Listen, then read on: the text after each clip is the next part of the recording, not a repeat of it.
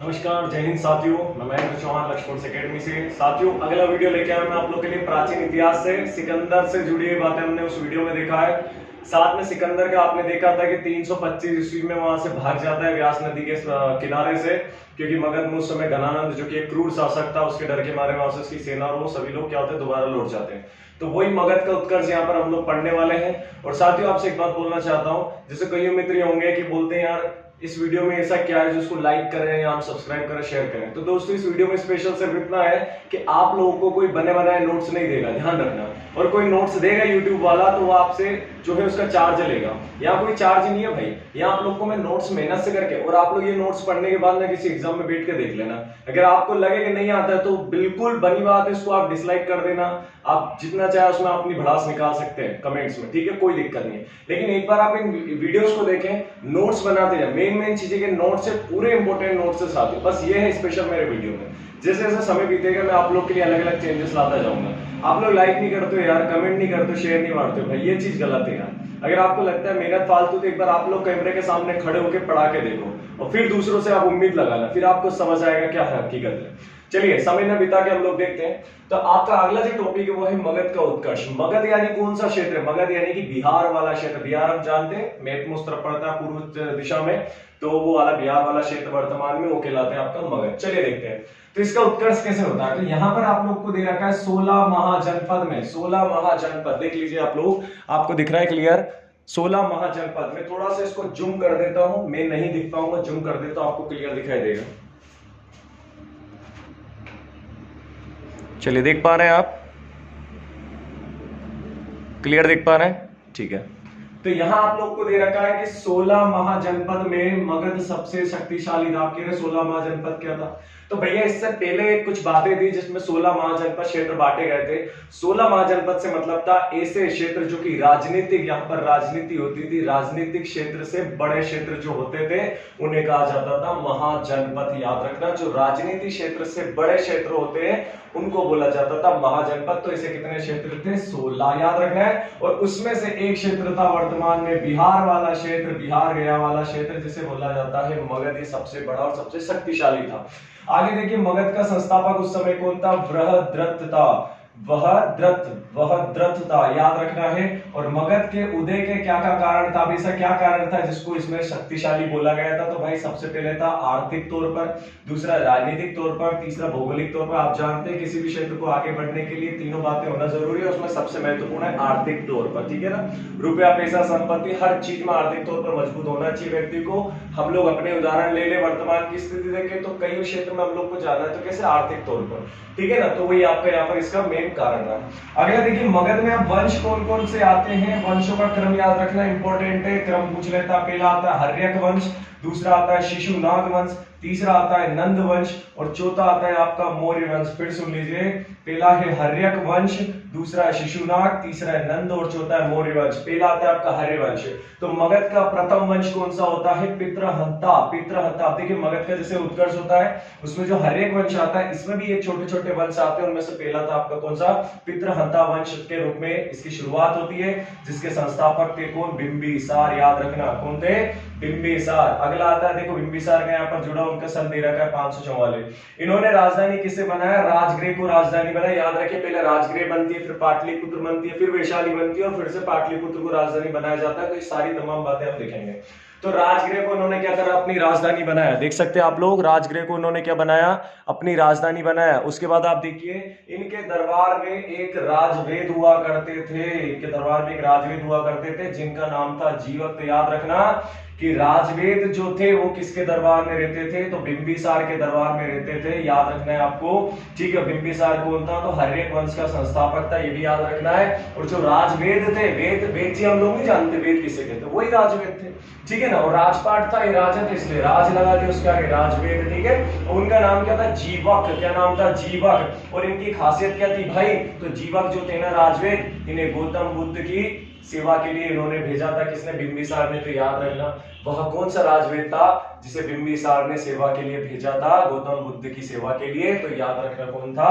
वो था जीवक। और साथ में अवंती के राजा के लिए भी इन्होंने क्या करा था? सेवा के लिए भेजा था, ये भी याद रखना है। अगला आता है आपको यहाँ पर देखिए बिंबिसार ने क्या किया था, यहाँ पर वैवाहिक परंपरा को शुरुआत किया था। ठीक है, वैवाहिक परंपरा की शुरुआत यानी कि विवाह की पद्धति को शुरू किया था। अब जैसे शुरू इन्होंने किया था तो भाई इन्होंने 3 विवाह किए थे साथ में। कितने?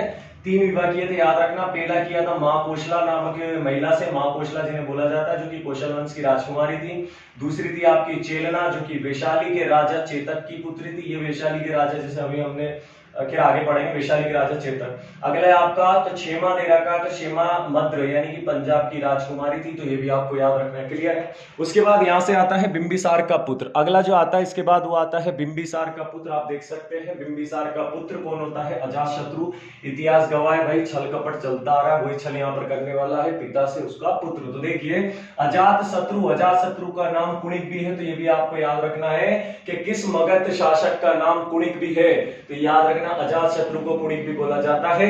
492 बीसी, 492 बीसी, बीसी यानी कि बिफोर क्राइस्ट, बिफोर क्राइस्ट से किस क्राइस्ट के जन्म से पूर्व, यानी कि उस समय उल्टी गिनती चलती थी, इसलिए बिफोर क्राइस्ट बोला जाता है या ईसा पूर्व बोला जाता है। क्लियर है? उसके आगे देखिए तो यहां से आप लोग पढ़ेंगे कि वैशाली तथा काशी को जीता। इसने अजातशत्रु ने किसको जीता? वैशाली। वैशाली कौन सी थी? जैसे कि हमने यहाँ पढ़ा था वैशाली वाला क्षेत्र, जैसे कि अभी हमने पढ़ा था चेतक, वैशाली चेतक। ठीक है ना? तो वैशाली का क्षेत्र किसने जीता? वैशाली और काशी को इसने जीता। बुद्ध के महानिर्वाण के बाद प्रथम बौद्ध सभा का आयोजन किया गया था, तो ये भी आपको याद रखना है। 2 सभा आयोजित की थी, हम लोगों ने पढ़ा था। उसके बाद आता है आपका अगले जो आते हैं इसके बाद होता है उदयन। कौन आता है? उदयन। और इसी का एक और नाम क्या था? उदयन। तो याद रखना पहले आता है बिंबिसार, बिंबिसार का पुत्र अजातशत्रु, अजातशत्रु का पुत्र उदयन या फिर उदयन। अब पिता की ये क्या करता है? अब जैसा इसके पिता ने उसके पिता की थी, ऐसे इसने भी अपने पिता की हत्या कर दी। तो पिता की हत्या कर ये क्या हुआ? गद्दी प्राप्त कर लेता है। अब यहाँ से कुछ बातें याद रखनी है। गंगा नदी सोन गंडक के संगम पर पाटलिपुत्र नगर की स्थापना की और इसे अपनी राजधानी बनाया। तो याद रखना पाटलिपुत्र शहर की स्थापना किसने की? तो पाटलिपुत्र नगर को किसने बसाया था? तो उदयन ने बसाया था। और ये किसके संगम पे? तो जहाँ गंगा सोन गंडक नदी, तीनों नदी का संगम होता है, वहां पर पाटलिपुत्र नगर को बसाया था और इसे इसने क्या बनाया था? राजधानी। याद रखना बिंबिसार ने राजधानी राजगृह को बनाया, इसके दादा ने, और इसने अपनी राजधानी किसे बनाया? पाटलिपुत्र। ठीक है, तो ये आपका कौन सा वंश चल रहा था? ये आपका था हर्यक वंश। हर्यक वंश के बाद कौन सा आता है? तो शिशुनाग वंश आता है। शिशुनाग वंश के संस्थापक शिशुनाग हुए, तो याद करने की जरूरत नहीं है, वंश से आपको नाम याद हो जाएगा। अगला दे रखा है राजधानी, तो राजधानी से आपको याद रखना है, जैसे कि आप देख सकते हैं नीचे। ठीक है, तो शिशुनाग वंश से संस्थापक कौन थे? शिशुनाग। राजधानी किसे बनाया? तो वैशाली को राजधानी बनाया। शिशुनाग ने अवंती को मगध में मिला लिया। देखिए अवंती क्या थी? अवंती थी, आप देख सकते हैं, जहां पर बिंबिसार का अवंती के राजा से अच्छी मित्रता थी, उसी के साथ छल किया, उसी के साथ युद्ध करते हैं और उसे पराजित करके उसी अवंती को क्या करते हैं? अपने में मिला लेते हैं। तो ये भी यहाँ से आपको याद रखना है। फिर आखिरी आपका बचा है काला शोक। काला शोक जैसे कि आप उधर देख सकते हैं, काला शोक आपको दिखाई दे रहा है। ठीक है, काला शोक ये यहाँ पर आपको दिखाई दे रहा है। काला शोक अगला आता है इसके शासक, तो इसने अपनी राजधानी को पुनः क्या बना लिया? पाटलिपुत्र बना लिया। तो आप देख सकते हैं सबसे पहले क्या थी? राजगृह, फिर क्या थी? पाटलिपुत्र, फिर क्या थी? वैशाली, और फिर क्या आ गई आपकी? पाटलिपुत्र। तो याद रखना है। और काला शोक के समय द्वितीय बौद्ध सभा का आयोजन किया गया था, याद रखना है। नंदी वर्मन इसके अंतिम शासक हुआ, याद रखना। कौन सा वंश था आपका? तो शिशुनाग वंश का जो अंतिम शासक हुआ वो कौन हुआ?